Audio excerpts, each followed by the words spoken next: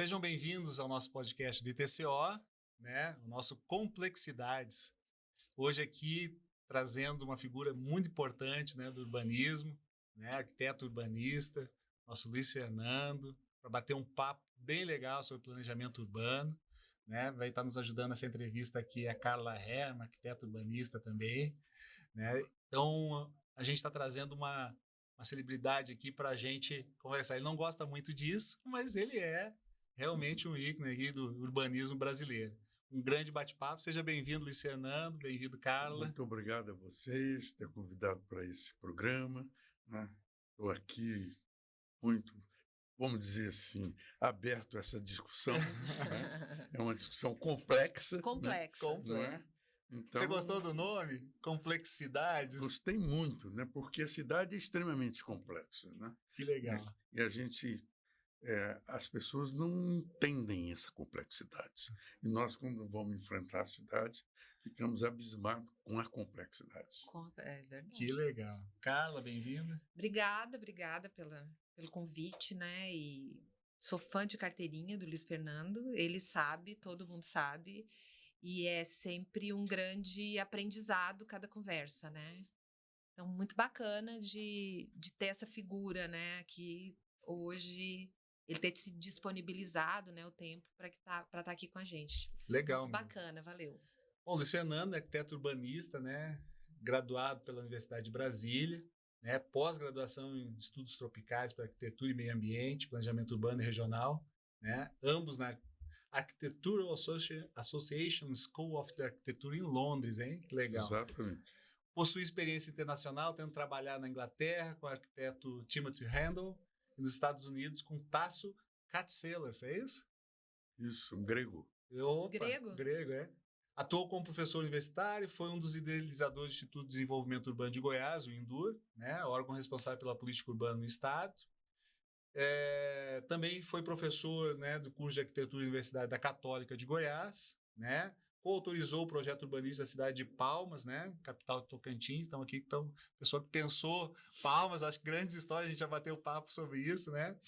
Muito legal, acho que um dia a gente pode falar só sobre Palmas, né? Acho que vai ser também um complexidades bem legal, né?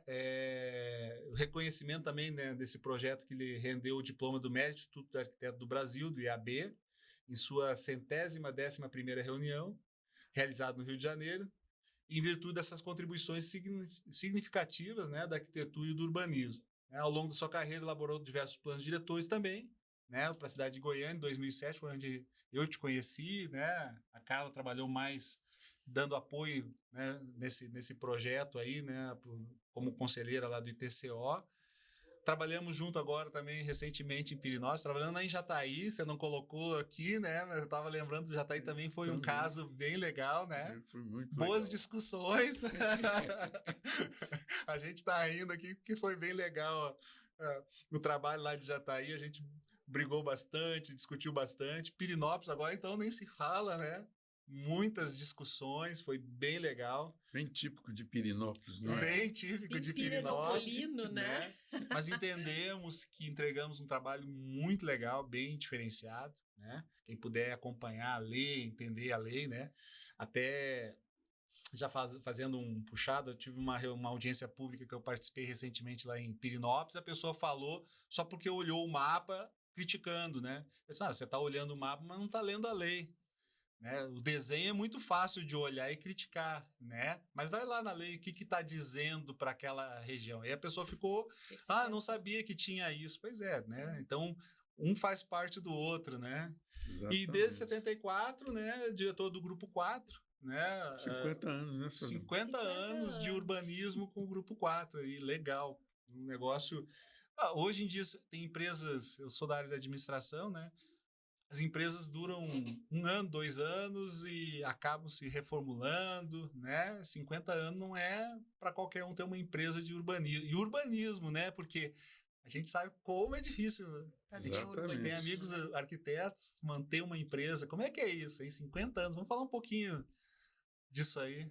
Salomar, na realidade, desde que eu estava na Universidade de Brasília, em relação ao urbanismo, 1963, quer dizer, Brasília estava começando. Essa coisa de cidade ficou na minha cabeça.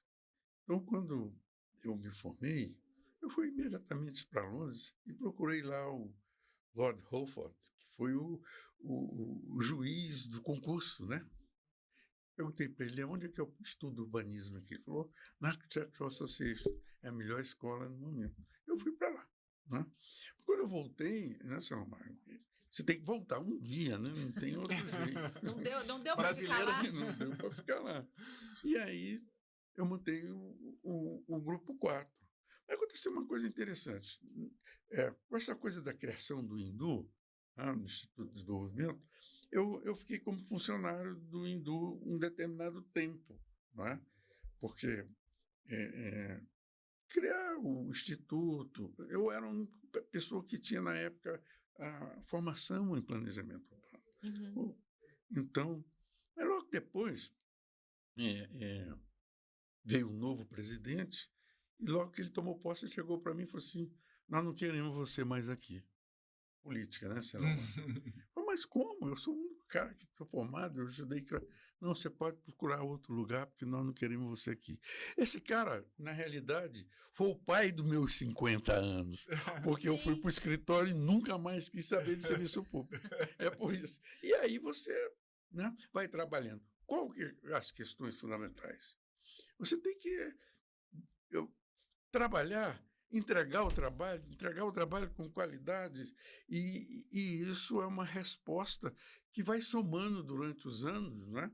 E as pessoas vão te procurando. Nós nunca fizemos propaganda de nada. Inclusive, um dessas pessoas que tem de mercado, eu não entendo vocês. Você abre a porta e espera o cara entrar aí para te contratar. Mas é verdade, foi assim, nesses 50 anos. Então, Zé Lomar, é trabalho duro, entrega com qualidade, coisa que você faz no ITESOL com a Carla, né? Chamando as pessoas de nível para trabalhar com você. Eu acho que isso é muito importante. É consistência, né? E tem uma história, né, que eu acho que para mim também é relevante, porque a gente vai falar aqui muito sobre planejamento urbano, né? Uma das coisas que a gente sempre fala em off, nos nossos trabalhos, né, que às vezes parece que o planejamento urbano na cidade é relegado, deixado de lado. E tem uma história que você contou uma vez para mim, que você estava fazendo a pós-graduação lá, já tinha um grupo, né, estudando lá a travessia, a ligação da Inglaterra com a França, né? Como é que foi isso? Para falar sobre planejamento, que as pessoas pensam no futuro, não, né? Na realidade, o inglês e o francês, eles são muito formados nessa questão do planejamento territorial. Tá? E a ligação da França com a Inglaterra era feita por navios, né? O transporte era ainda um pouco dificultado, chovia, né? Enfim, não era uma coisa assim consistente. Demorada, né? Inverno, rigoroso, né? Um desses caras lá, ilustrado, teve a ideia, né? E aí começou a discussão. E a escola que eu estudava fez parte dessa discussão, né? Em que estavam estudando os conceitos, né? Depois do desenvolvimento do projeto, eu não vi mais, mas os conceitos. Conceitos. Quer dizer, como é que nós vamos fazer isso? Né? Qual que é a profundidade do Canal da Mancha? Né? Como é que vai ter segurança? Né? Todos esses aspectos estão sendo colocados, né, nas discussões públicas. Né? Aí misturava francês com inglês, que não gostam um do outro. Um queria de um jeito, outro queria que chegasse num lugar, outro queria que chegasse... Enfim... Mas encontrou ali, né? Veio de um lado e veio do outro, é uma bateu, das coisas, né? Quando eles abriram um lado, foi um sucesso. Aí a tecnologia, né, gente? O que você falou nessa semana é a tecnologia. Tecnologia, né? A precisão da tecnologia. Isso. E aí, já trazendo, né, essa questão do planejamento, como a gente precisa olhar para frente. A gente tem conversado, volta e meia, né, que mas a cidade hoje tem 40 mil habitantes, daqui a 10 anos ela vai ter mais 10%, ela ser 45 mil, não precisa planejar muito para o futuro, né? E foi em 78, você me falou, né, que começaram a já pensar, né, na travessia, né? Uhum. Quer dizer, 74. 74, né? Então, quer dizer, as pessoas já estavam pensando lá no futuro. Então, quando a gente faz um planejamento urbano, né, a gente não pode pensar. Claro que o marco temporal da revisão é de 10 anos, mas a gente tem que pensar de deixar uma base muito boa para os próximos anos, né? E aí a pergunta, né? O que você percebe das cidades nessa? Hoje se fala muito de cidade eficiente, cidade inteligente, cidade sustentável, né? O que é importante, né? A gente nos aspectos, tanto numa pequena cidade como numa grande cidade, o que é importante a gente ter de olhar para aquela cidade, para o planejamento, né? O que você... Vamos lá. Tem dois aspectos importantes nessa questão que aconteceram. Um que eu fui ao Congresso falar sobre isso, me convidaram e eu fui falar sobre isso. E eu fui uma decepção no momento. Porque eu disse, a cidade inteligente é a cidade que resolve as questões fundamentais da cidade. Desigualdade social, né? Questão de mobilidade, né? Questão da organização do território, coisa que a gente fala isso. Se não resolver isso, não tem nem cidade inteligente, nem cidade sustentável. E aí tem uma frase do Carlos Leite, que é um grande urbanista, assim, cidade inteligente é a cidade sustentável. Então, Seloma, a sustentabilidade é um fato, né, que já vem desde 1980, lá quando houve aquele relatório, né, lá em Estocolmo, pela primeira-ministra da Suécia. E daí, nos anos 90, né, a COP 92 no Rio de Janeiro, né, aquilo foi extraordinário, porque aqui abriu para o mundo, né, as questões relevantes do aquecimento para o próximo global. século, né? Foi muito bacana, mas antecedeu a isso, lá em Curitiba, né, uma reunião que foi o Fórum Mundial das Cidades Relativa à Sustentabilidade. E eu participei desse fórum. O Jaime me convidou para ir para essa reunião. E aí, dali saíram os principais eixos para a Eco 92. Legal. Que, vamos dizer, o relatório final, né? Agenda 21, né? Eles incorporaram essa reunião da Eco 92 do Fórum lá Mundial das Cidades. em Curitiba. Então, Selomar, é o seguinte, se a gente não resolver as questões básicas da cidade, essa questão da desigualdade. Quando a gente fala de desigualdade, a gente tem que falar a educação, a saúde, o transporte, né? A habitação, né? A questão da habitação. São coisas fundamentais que ainda a gente está muito atrasado, né? Sim. Nessa questão. E também, quando a gente fala na questão do aquecimento global, da mudança climática, né? Nós estamos com todos os conceitos prontos, mas nenhuma ação.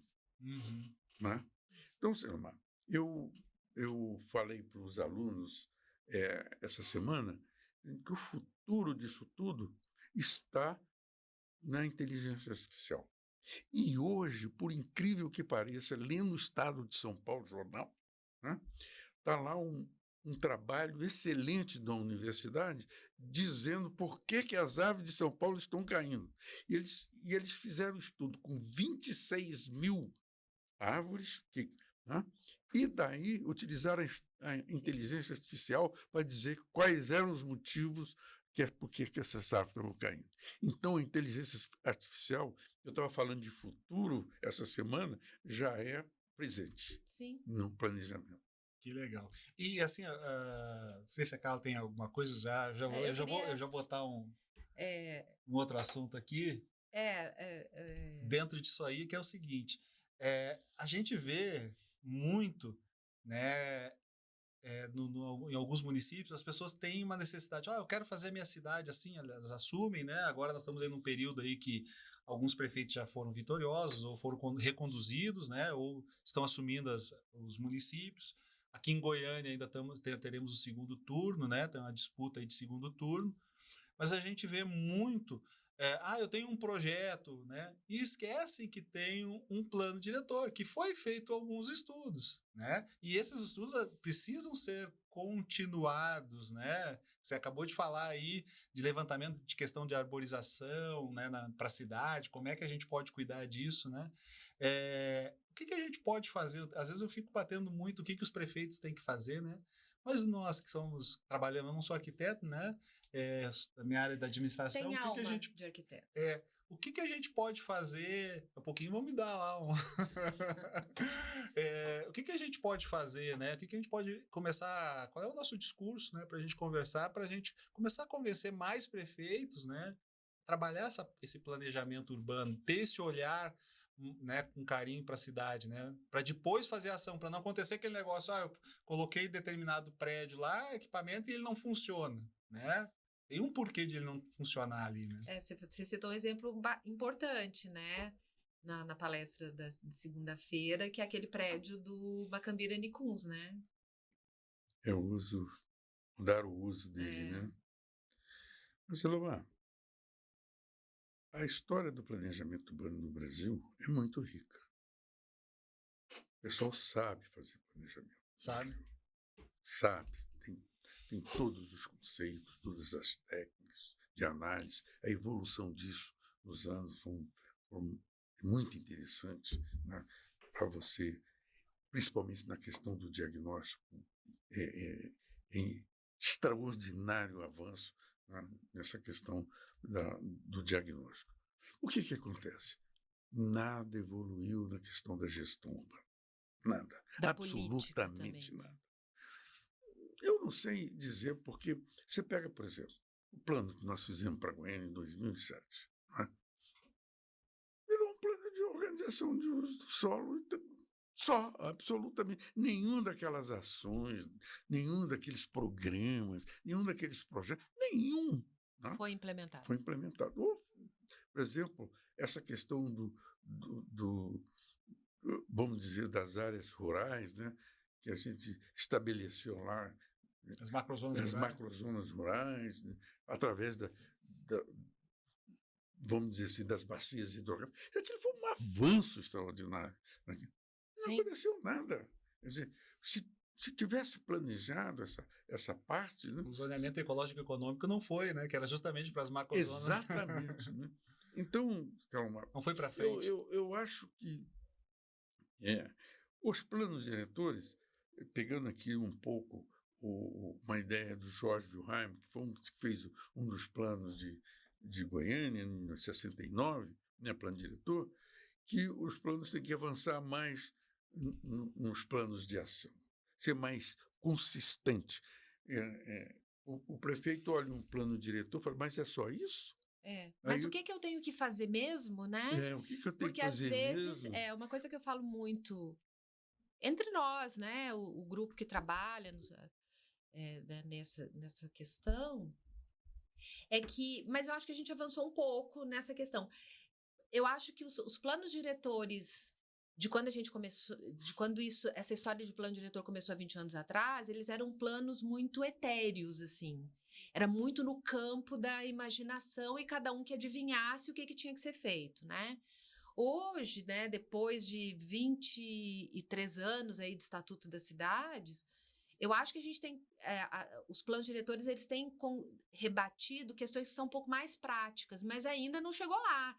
Nessa ideia do Wilhelm, né, de trazer ações, falar assim, olha, você tem que fazer isto, de fato, e não melhorar a qualidade do ar. Tá. Mas como, né? Mas como, né? Pois é. Então, assim, né, fazer o monitoramento da qualidade do ar, fazer ações, por exemplo, né, diminuir o uso do transporte movido a combustível fóssil, enfim, né? Detalhar isso melhor. Eu acho que houve um avanço, mas a gente não chegou ainda lá, né? Só um exemplo.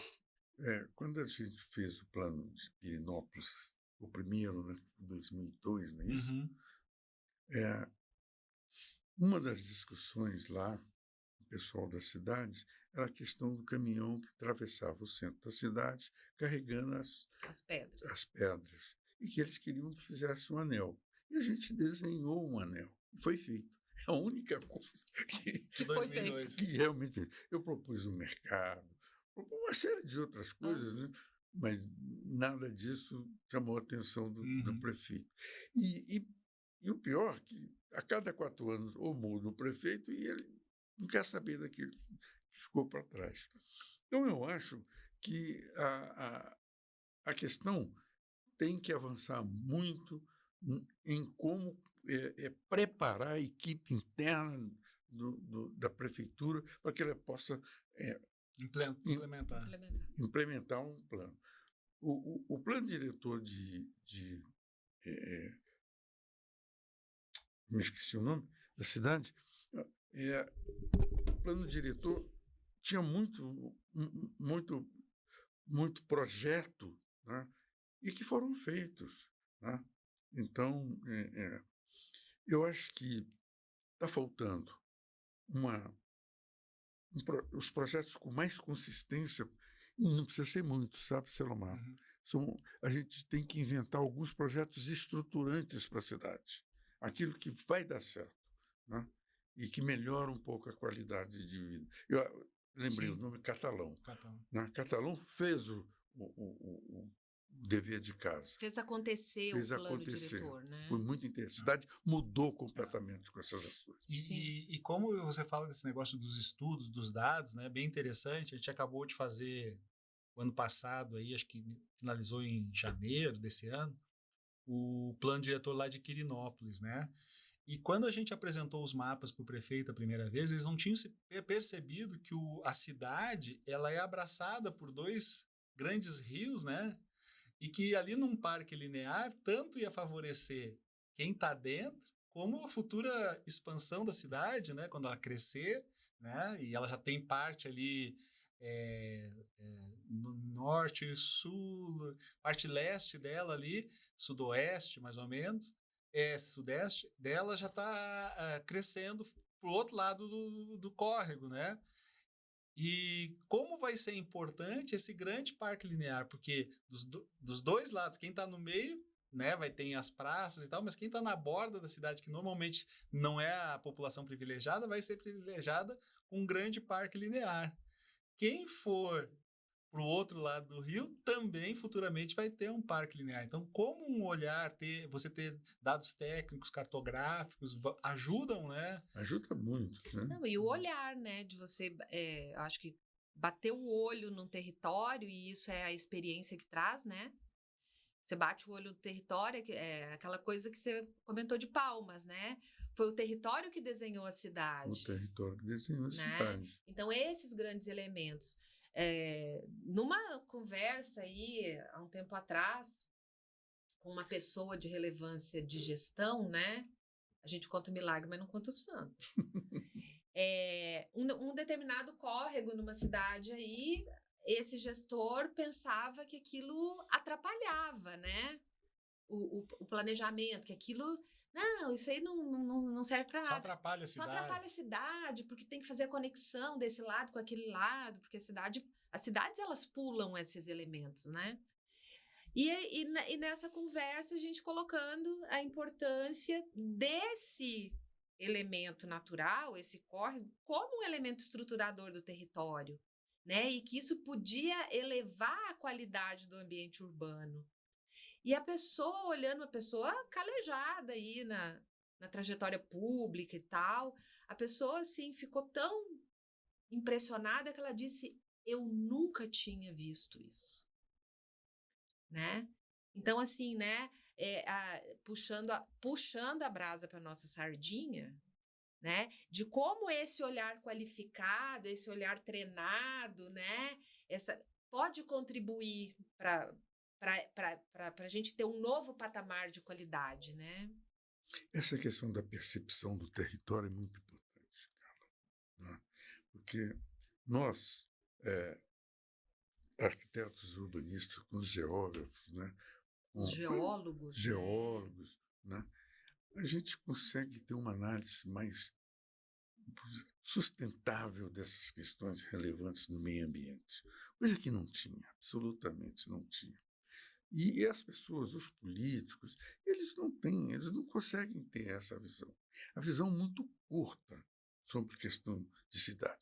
O gestor público é absolutamente fixado na questão do sistema viário e do automóvel. Pois é. Não tem visão, não enxerga mais do outro Para lado. além. Se ele resolver o problema do trânsito fazendo um viaduto, está muito legal para ele e resolveu tudo, não é? Então, essa é uma visão clássica do gestor de cidade. E sabe o que é mais interessante? Você falando sobre essa questão da cidade, do transporte, né? Há quantos anos eu moro em Goiânia?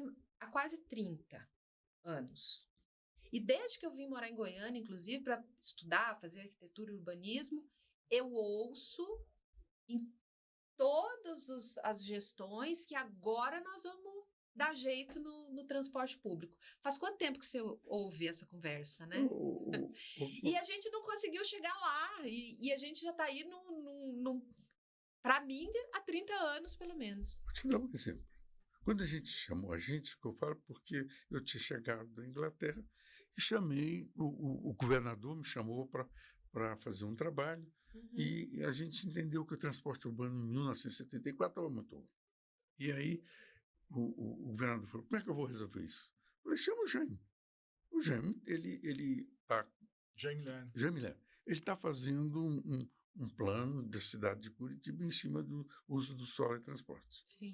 E aí, o Jaime veio, propôs o eixo da Avenida Anhanguera e mais outros eixos, né? Principalmente os norte e sul, que já existiu, que iam alimentar o grande eixo. Então, tinha o eixo Goiás, e T2, T1, eram os eixos alimentadores desse grande eixo leste-oeste, que é...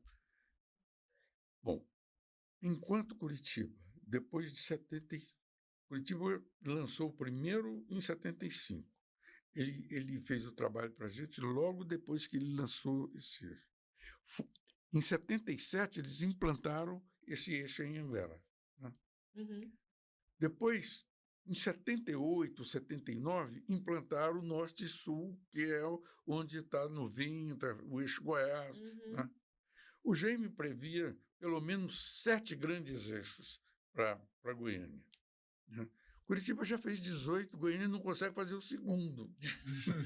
Não, há quanto tempo, né? Isso tem 50 anos, né, cara? 50 anos. 50 anos. Então, a gente tem 50 anos aí que a gente não consegue desatar esse nó. Não consegue desatar esse nó. Eu não consegui entender.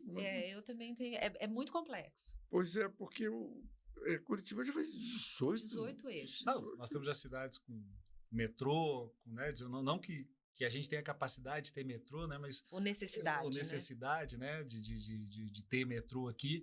Mas como é que você vê, já pegando esse gancho, né? Você falou de Curitiba, né? Como é que você vê a tendência no Brasil para os outros países? Outro dia a gente estava conversando, né, com amigos e tal, e a gente falava, tá, qual é que é a tendência das vias? Não, é ficar maiores, né? E até no bate-papo você estava falando, olha, o próprio Estados Unidos, que foi um grande incentivador do carro, está diminuindo o tamanho das vias e aumentando o tamanho das calçadas, né? Que tendências você pode trazer para a gente de planejamento urbano, que está acontecendo aí, tanto na Europa como nos Estados Unidos, que a gente pode tomar como lição aqui para o Brasil? Ou que a gente esteja na contramão, Ou né? que a gente também esteja na contramão, né? Sempre a mesma coisa. Quer dizer, o discurso está aí, ele existe. Técnicos estão aí, eles conseguem resolver essas questões. Mas a gente não consegue avançar nisso porque o olhar ainda é do automóvel. Né?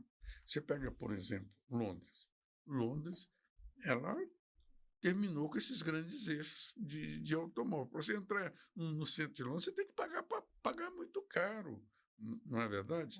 Só que, Selma, a gente nunca vai conseguir resolver essa dicotomia do automóvel, do pedestre, da bicicleta, do transporte, se você não tiver um transporte público eficiente e com qualidade. Não tem condições. Vou dar um exemplo.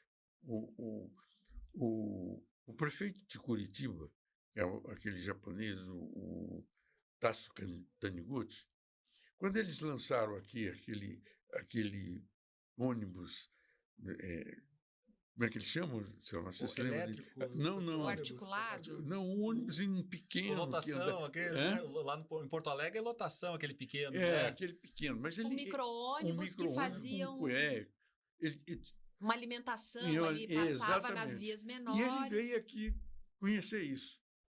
E eu segui um com ele. City, alguma coisa. City Bus, né? City City Bus, Bus, um é. negócio assim.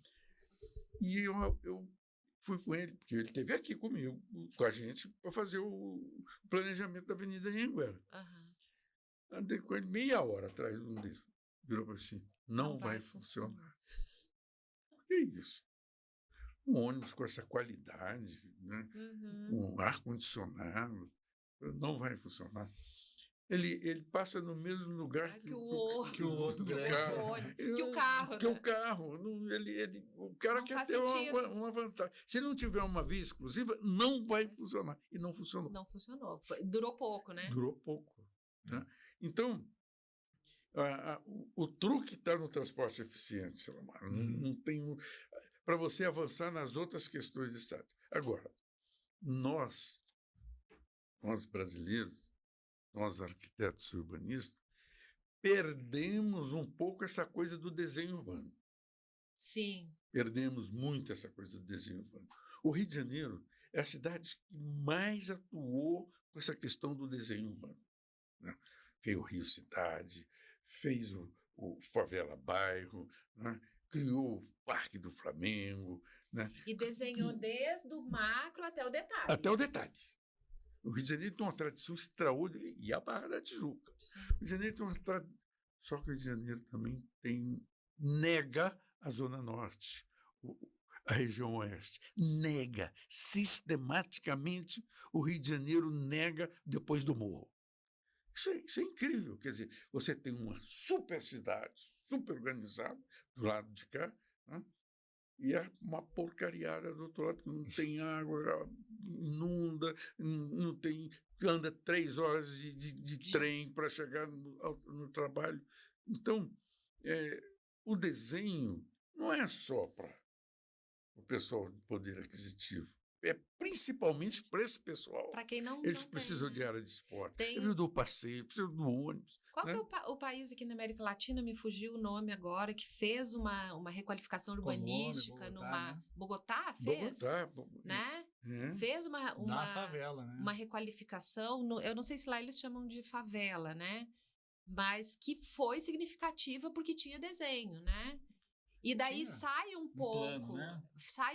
eu acho assim também, você falou muito sobre isso e nas conversas, né, e tal, de sair desse mundo só no planejamento, né, de escrever a lei, mas de que isso gere projetos urbanos de verdade, né, de desenho urbano, de resolver o desenho da via, de resolver o desenho dos acessos, né? Você vê uma crítica dessa questão da qualidade. O que se faz com esses viadutos aqui? Uma coisa muito triste, É né, do triste. ponto de vista de qualidade. É sempre aquela frase famosa do Artigas: funciona, mas não é bom. Não é bom, Assim, aqui em Goiânia tem uma crítica, né? Eu uso um termo gaúcho lá, né? Quando o negócio é meio rústico assim, fala assim, fulano fez isso a facão, Exato. né? Então, a impressão que eu tenho desses viadutos, porque há um questionamento, inclusive, sobre a função do viaduto, né? Muito. Existe muito. uma crítica, existem reflexões muito interessantes, né? Mas do ponto de vista, né, até estético, né? Porque a estética faz parte, né, Completamente, exatamente isso que eu estou falando. É muito ruim, né? É muito ruim o que foi feito. Eu acho assim que foi feito de fato a facão, né? Você passa naquele lugar e fala, poxa. Parece que são projetos pré-prontos que tira de uma cidade, traz para outra e aí não encaixa aqui, dá um jeitinho, né? Faz pega a borracha, apaga. Selma, esses dias eu estava no Rio de Janeiro e e vi os viadutos que eles fizeram lá. De algum tempo. São belíssimos. Belíssimo. Os Né? desenhos extraordinários. Né? Aqui o cara, a facão. A facão. Ele vai lá, bota uma coisa em cima da outra e chama de viaduto, né? Então, essa questão da qualidade urbana também é Da muito conexão, né, da rua, da via, né? Isso é importante. O Jaime Lerner é muito contra o viaduto. Ele disse que a forma mais cara de você transportar o congestionamento para o outro lado. Você joga um pouquinho mais para frente, né? Hoje eu estava vindo aqui para o escritório, a 176 não andava, demorei 40 minutos, fiquei em cima daquele viaduto lá há muito tempo. Né? Muito tempo admirando. Né? Mas é isso, Selomar. Resolver as questões complexas da cidade exige desenho. Essa que é a questão fundamental. E o desenho é tão importante para a pessoa que não tem poder aquisitivo, para aquela que tem poder aquisitivo. Eu acho que é mais importante. Mais ainda, né, eu concordo com né? você. E assim, você tocou num ponto aí, né, que me fez assim, porque eu me coloco às vezes no lugar do gestor lá, do prefeito, do secretário. Ele quer fazer uma cidade melhor, né? Então a minha proposta é, se você quer fazer uma cidade melhor, chame mais pessoas, né, que entendam da cidade para conversar sobre isso, né? O que a gente pode fazer, o que são as novas tecnologias e tal, né? Do que acabar fazendo um puxadinho que depois vai ficar até mais oneroso, né? Sempre fica mais oneroso. Então, a gente perdeu esse elo. É muito interessante, cara, quando você analisa o plano diretor antigo, né? Ele tinha um pensamento mais de desenho, sabe? E com essa coisa do entrar outras profissões, o arquiteto ficou com medo de desenhar a cidade, ficou com receio. Sabe? Dificilmente se desenha a cidade hoje. Eu acho que trabalha com manchas e acabou. O arquiteto ele foi ficando tímido, né, em face da voracidade de outros atores que entraram nessa equação aí, né? A gente estava comentando anteriormente. Faltou um gestor, então, né, para agrupar essas pessoas. A gente estava comentando anteriormente, né? Por exemplo, se a gente vai visitar lá o Museu do Ipiranga, aquele lá de Petrópolis e tal, né? Tem lá o imperador que fez aquilo, né? E toda a ficha técnica, digamos assim, do lado do nome do imperador tem o nome do arquiteto do imperador, né? Então, a gente tinha, até então, né, e a gente vê isso em séculos anteriores, né, a figura do arquiteto como essa figura que faz, né, esse ambiente construído acontecer. E a gente perdeu mesmo, né? A gente está com medo de desenhar, a gente está com medo de ser arquiteto. E de dizer, olha, eu sei fazer isso, né? Aonde que a gente pode dizer hoje no Brasil que o desenho urbano é consistente? Pouquíssimo lugar, não é? Então, quando a rua é desenhada apenas para resolver o problema do automóvel, é um desastre. Sim. É um desastre. Isso não se faz em nenhum lugar do mundo. Então, quando você fala dessas questões de desenho, por exemplo, você pega alguns lá como Rio de Janeiro. O Rio Cidade, um belo exemplo de intervenção urbana, né, feito na cidade. Né? Você pega Barcelona, aquele projeto das Olimpíadas, até hoje um resultado muito bom do ponto de vista do desenho urbano. Né? Poucas cidades pegaram uma Olimpíada para fazer dela um grande legado urbanístico. Rio de Janeiro não fez nada, se perdeu. Né? Nem na Olimpíada, nem na Copa do Mundo. Nem... O Rio de Janeiro, que é uma cidade tão interessante do ponto de vista do desenho, não se fez nada. Né? O legado das Olimpíadas, o legado da Copa foi muito, muito ruim, assim, do ponto de vista do que poderia ter sido, como Barcelona foi, essas coisas todas. Londres fez um trabalho extraordinário, né? Recuperou uma área deteriorada em Londres, pobre, investiu naquilo. Paris, recentemente, também fez, né? Alguma Paris coisa, também né? fez. Né? Então, a revitalização do meio ambiente, né? Porque também faz parte, né? Londres, ela recuperou vários rios, não uma bacia inteira, né? Por conta das Olimpíadas, que era sujo, né? E fica o legado, né? Ficou o legado. E te pergunto, né? Eu não fiz a academia de arquitetura, né? Minha área é outra, na administração. Na arquitetura, falta mais urbanismo no curso? Completamente, Salomão. Isso é triste. Eu até fiz uma brincadeira. Se eu inoculei pelo menos um dos estudantes com minha palestra, eu fico satisfeito. Mas é previsível isso. Eu tenho recebido vários alunos lá no escritório, recentemente. E conversando com eles, eles falam assim, a gente gosta de urbanismo, mas a gente não tem trabalho com urbanismo. Tem pouquíssimo escritório aqui em Goiânia que trabalha com urbanismo. Então, nós temos que procurar outra maneira de trabalhar. Porque a gente e aí eles, na escola mesmo, já direcionam o aluno para o... Porque, na realidade, a gente sempre comenta, né, Luciano, que a gente chega nas prefeituras, tem a Secretaria de Infraestrutura, de Obras, e não tem a de Planejamento. E, às vezes, não tem arquitetos trabalhando lá, né, junto com engenheiros, com o pessoal do meio ambiente, né? As secretarias não são estruturadas, né, para poder desenvolver, estudar e trazer dados, né, chamar pessoas para conversar sobre a cidade, né? Isso é uma tradição que está se perdendo no Brasil inteiro. Urbanismo. O urbanismo. Até Curitiba hoje já entrou em declínio. Né? A valorização dessa ciência, né? Até em Curitiba isso já está perdendo. Eu falo até porque é uma pena. Sim, uma pena. Nós vivemos na cidade, né? Mas, se você for ao Rio de Janeiro também, não avançou mais nada nesses últimos anos, do ponto de vista São Paulo, sempre toda hora São Paulo é pior ainda. São Paulo é pior ainda. Né? São Paulo você não tem um exemplo, né, que seja consistente de desenho urbano. De desenho urbano. É triste São Paulo nesse aspecto. Então fica a dica para as universidades, né? Quando é interessante quando você vai no campus da USP, é extraordinário, é muito bonito, né? Muito legal, muito boa arquitetura, mas fica nisso. As universidades também alegam que, mas se eu não tenho interesse, eu vou criar um curso, uma pós-graduação de urbanismo, né? Uma especialização em urbanismo, eu acabo não tendo demanda para o aluno, porque o aluno também não se interessa, porque não é contratado por aquilo, né? Essa é uma questão também. Os escritórios... eu acho também, aí entra uma coisa, né? Então, por exemplo, que a gente fala muito, né?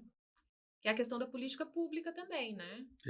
Porque, na realidade, se você tem uma falha num determinado aspecto, você tem que ter uma política pública que incremente aquilo. Você imagina, nós temos aí quantos municípios, né, de médio porte, né?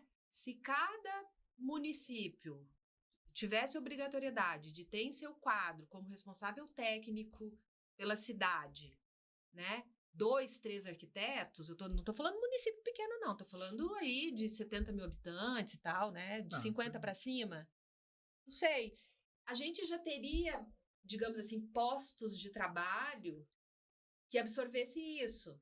Né? O próprio governo do estado, né? Se tivesse uma secretaria consistente, eu não sei no governo do estado como é que está essa coisa, né? Do urbanista atuando em planejamento regional. Na realidade, então, você teria quantos postos de trabalho a mais para incentivar e a gente elevar a qualidade, né? O que acontece? Eles fazem um concurso, tem vamos dizer, um lugar para arquiteto, eles fazem um concurso assim, que entra um monte de coisa, às vezes quem passa no concurso é o cara que não sabe nada de urbanismo, né? Então, justamente, você passa pela seleção, né? Passa por toda uma cadeia de processos. Mas a seleção pode nas questões de seleção, né, falar mais sobre o urbanismo, ver se a pessoa tem conhecimento, né? Sim. Mas eu vou levantar uma coisa aqui, né, que eu venho pensando há algum tempo e já ouvi falar isso quando eu fui visitar uma empresa lá em Londres. Eles me explicaram isso. As escolas de arquitetura da Inglaterra, elas estão abrindo, depois de 3 anos, o curso para planejamento urbano, ou para arquitetura, ou para paisagismo. Uhum. Né? Então você tem desenho urbano, você tem planejamento, mas já é que nem na medicina. Sim, Uhum. sim. A especialização. Mas você tem uma base de Você 3 tem a anos base comum, né? comum, e aí você especializa em determinada Mas se a gente não tiver disciplina. demanda, o aluno não vai ter interesse pelo urbanismo, né? Se você não tem um posto de trabalho que você possa almejar, Já, né? Onde é que você vai praticar isso, né? Colocar essa experiência, né? Você quer ver uma coisa? O João Albuquerque, que é um menino Aham. interessante nesse Sim, aspecto. sim. Ele diz, mesmo na UFG, o curso de urbanismo é muito frágil. A UFG é muito frágil. Mas aqui quando tinha, né? Quando eu comecei na PUC aqui, antigamente, né? Universidade Católica, tinha muito essa questão, né? Da PUC e da UNB, eram as duas faculdades de arquitetura em Goiás, né? E dizia-se, a gente via isso, que a UNB tinha um currículo de urbanismo muito mais consistente do que o currículo de urbanismo da PUC, né? Isso é verdade por causa da tradição Sim, da né? UNB. Eu me formei lá, né? Aham. A mesma coisa acontece em São Paulo. A USP é muito focada no planejamento urbano e a Escola das Cidades. São as duas escolas Aham. que trabalham muito essa questão do urbano, Uhum. não é? Mas o resto não trabalha. E tem lá mais 30 escolas de arquitetura que Aqui em Goiás, né, foi uma proliferação de cursos de arquitetura, mas muito focado lá no ambiente do edifício, né? E muitas vezes, uma coisa também que a gente falava, com a falta de aptidão de alguns arquitetos, de saber que o edifício está no ambiente urbano e que ele de fato se relaciona com aquele ambiente. Não adianta ele fazer um edifício, botar um muro na frente e achar que aquilo vai agregar a cidade de uma forma positiva, né? Não agrega, não. Você sabe por que eu culpo essas coisas das pessoas não estão interessadas no urbanismo? Por causa da complexidade da cidade. Aí você vira lei, depois é muito difícil, tem que interpretar. Mas é extremamente complexo. O cara estudar essas coisas, né? Entender de desenho, entender da legislação urbanística. Não, e depois, né? Um ponto pode mudar tudo, né? O cara que vou trabalhar com Como decoração, é muito mais fácil. Como diz a Fernandinha, né? Todo urbanista tem que ser otimista. E nem todo mundo é otimista o suficiente, né? Então, para entrar nesse universo, né? Mesmo porque também, muitas vezes o que a gente pensa quando a gente faz o ordenamento territorial de uma cidade, que é refletido lá na lei do plano diretor, né? A gente olha e fala, pô, é isso. Tecnicamente, o negócio ficou bacana. Aí passa pela Câmara, às vezes nem tão preparada, mas com legitimidade para fazer o que faz, né? Altera alguns aspectos que lá na frente o projeto vai pelo... Aí a culpa é de quem fez o plano. Exatamente.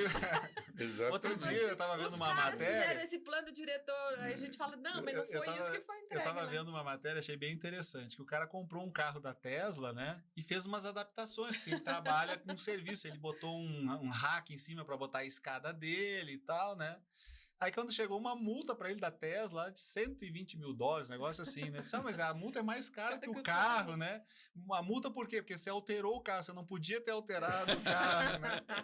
Então essas alterações, elas vão ter impactos lá e o que está sendo proposto pelo executivo, né, foi pensado por uma equipe técnica, né? E acho que isso... Mas é importante deixar claro, né, que a Câmara Municipal, as câmaras têm poder legítimo alterar, sim. né? Não. Tanto é que Goiânia, aqui no último plano diretor agora, né, era o projeto de lei 023 que se tornou a lei, eu não me lembro agora o número da lei, acho que é 26, eu acho, que é do plano diretor atual. O que a Câmara fez, né? Aqui não quero jogar confete em ninguém, né? Mas pela presidência lá do Romário Policarpo, ele contratou a gente, criou os eixos, né? Você participou, teve o eixo territorial, o eixo social, o eixo mobilidade, o eixo meio ambiente. A gente discutiu o plano diretor, eles pediram várias informações, olha, o que é isso? Por que é isso? O que isso significa? Isso aqui é bom, é ruim? A gente teve que trabalhar pra caramba para mostrar a lei para eles poderem votar. Isso é legal, né? Uma rediscussão, vamos lá, porque a gente não está 100% certo quando chega lá, né? Nenhuma lei eu acho que chega a 100%. Claro que não, Por senão isso- não tinha Supremo. Se não tinha STF, né? Então, eu acho que a discussão aqui de Goiânia foi muito legal. A questão é quando uma lei é alterada sem essa discussão, sem esse amparo técnico, só Ou porque sem a escuta das pessoas. sem a escuta das né? pessoas, né? Não, sei lá, mas para nós é muito claro. A gente parou o índice, ou não o índice de aproveitamento, mas a altura dos edifícios em 30 andares. A discussão foi porque a escada Magiros, ela só conseguia Do chegar bombeiro, ao né? 30, do bombeiro em 30 andares. Né? E, de repente, começou a aparecer prédio aí. Quer dizer, o trecho da lei que falava que era 30 andares Foi suprimido. foi suprimido. E aí aparece... Aí a esse- culpa é de quem projetou. Quem projetou. a De quem fez o plano cidade. diretor foi o fulano. Foi fulano que Pois fez é. e teve uma alteração, né? Significativa que De vez ninguém em quando viu, eu pago né? esse pato. É, Você paga muito, né? Nesses 50 anos você deve ter pago Muito muito, pato. né? É. Fala assim, foi o Luiz Fernando que Mas fez. também ganhou bastante, né? Tem uma. Bem, tem aquela brincadeira, o equilíbrio né? é melhor. É melhor, eu acho que teve muito mais pontos positivos, né? Porque assim, sempre vai ter gente que vai falar mal do teu trabalho, né? Porque ele só parou para olhar pro teu trabalho, talvez não tenha O Nelson feito. Rodrigues diz que a unanimidade é burra. É. A unanimidade sempre foi, né? E aí, a Carla, já estamos chegando aqui no nosso bate-papo, eu esqueci até de falar, né? Comente, curte, compartilhe o nosso bate-papo aqui, né?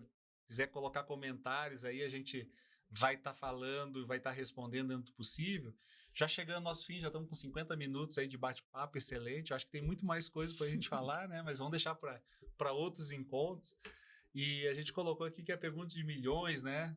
Eu gosto de brincar, né, com a pergunta de milhões. Qual Pergunta ponto- de milhões. Qual é o ponto de equilíbrio, Luciana, para uma grande cidade como Goiânia, né, pujante, movimentada? Nós estamos aí em outubro para o segundo turno das eleições, né? Como é que a gente pode transformar essa questão, né? Porque tem alguns lugares, tem um município também que a gente chega, 2 municípios já que aconteceu, né? O prefeito até estava sugerindo pegar a ilha da rua, né? Era uma pista de 2 mãos, né? Tirar a ilha que tinha palmeiras belíssimas, Imperiais, belíssimas. arrancar tudo para fazer estacionamento. Numa outra cidade, um vereador colocando que aquela praça lá, não, nós vamos acabar com essa praça aqui, vamos fazer tudo estacionamento, porque todo mundo vem aqui para o centro, né? Então, essa questão do carro está muito forte, você colocou lá no início, né? Como é que a gente vai conseguir, né, transformar isso para as pessoas entenderem que as cidades são para as pessoas, eu preciso ter melhores calçadas, né? A gente tem um setor aqui que a gente mora hoje, que é o setor Bueno. Por exemplo, na T65 com a T4 e com a 85, você tem a passagem, você tem o sinal do pedestre. Entretanto, na T13, que é uma via muito mais calibrosa que também atravessa a T4 e a 85, não tem o sinaleiro de pedestre, né? Como é que a gente consegue mudar essa cultura que o pedestre é mais importante? Eu tenho que ter um cuidado maior, né? Eu acho assim que não é um ser mais importante que o outro, né? Eu acho que a questão da fragilidade. Mas onde que fica o ponto de equilíbrio disso, né? Eu acho que é dificílimo de responder. Mas existe, né? Eu acho que está na educação. Mas Se você não... o ponto de equilíbrio está aí. O ponto de equilíbrio está aí. Eu vou dizer para vocês. Uma vez estava discutindo negócio de calçadas e tinha aquela secretária de mobilidade que ela era cadeirante. Ela falou assim, você quer ver como é que o cadeirante sofre? Você vai ser meu copiloto. Vou mandar comigo. Eu fiquei horrorizado. A dificuldade para o cadeirante. Né? E ela fez a lei das calçadas. Isso foi até um certo ponto.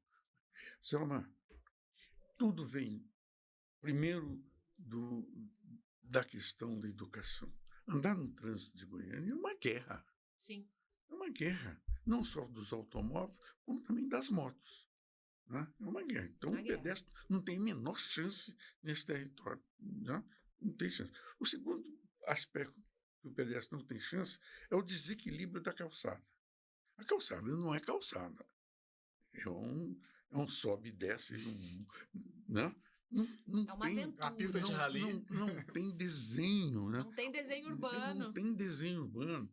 E que a gente fala isso, ela precisa ser confortável, não só para o andar, mas ela ter uma arborização legal, uma iluminação legal. Né? A iluminação é pro Remansos de carro, des- né? A iluminação é pro pro carro. É pro lá na- carro. Remanso de iluminação é pro descanso, lugar carro, para sentar.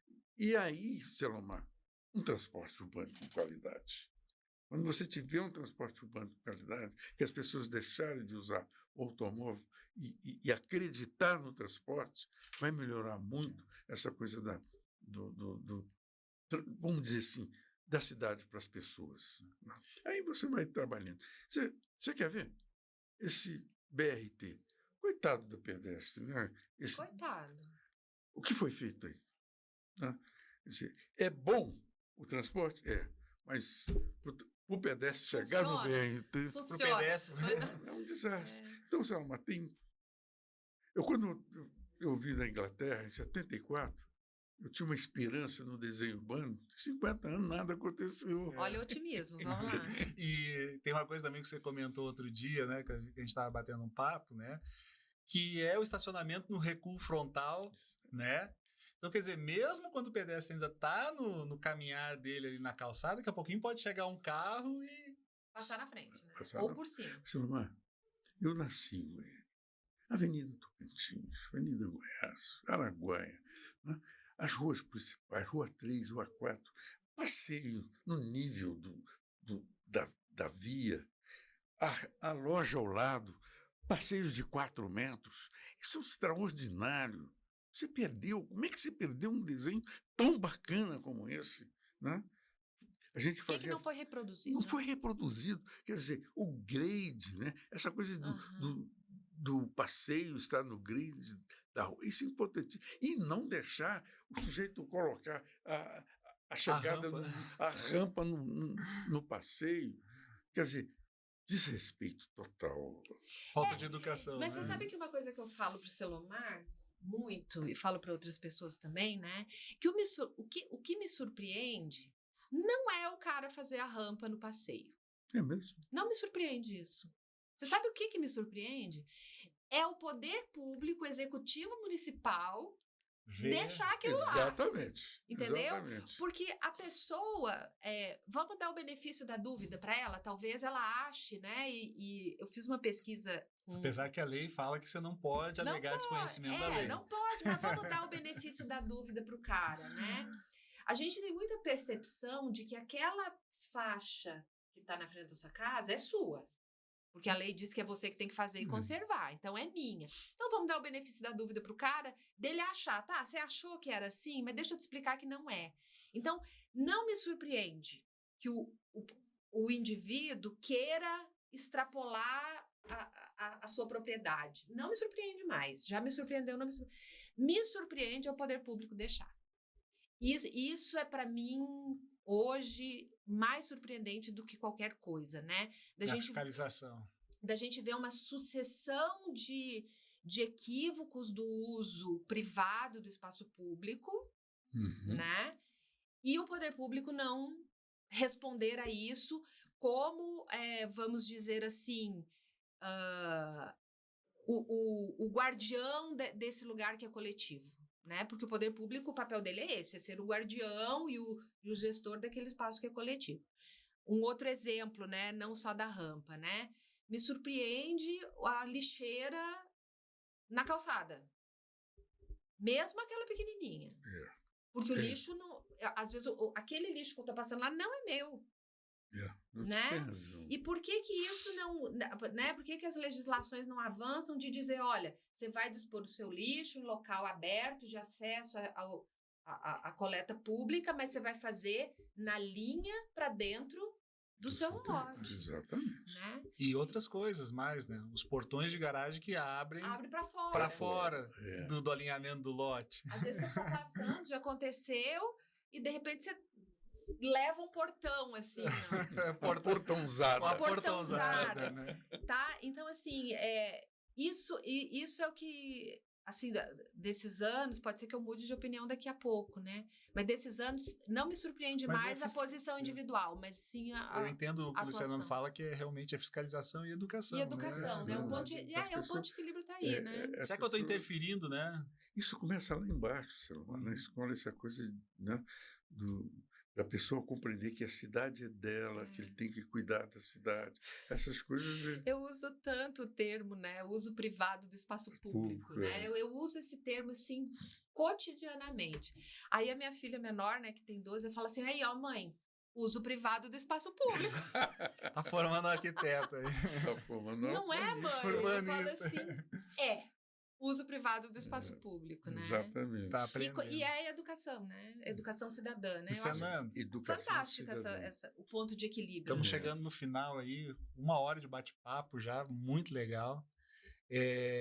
Quem gostou, né, curta, comente, compartilhe esse bate-papo, que é importante para, né, você está vendo aí, para a gente aumentar mais a cultura sobre a apropriação da cidade, né? Como é que a gente pode se apropriar, cuidar dela, porque ela é o nosso, eu sempre brinco, é o nosso lazer, né? Você está ali no apartamento, você está na sua casa, o que você vai fazer? Não precisa fazer uso privado, né? Ter que pagar uma quadra poliesportiva, ou ir para um bar, um restaurante, você pode ir para uma praça, né? Então é o nosso lazer.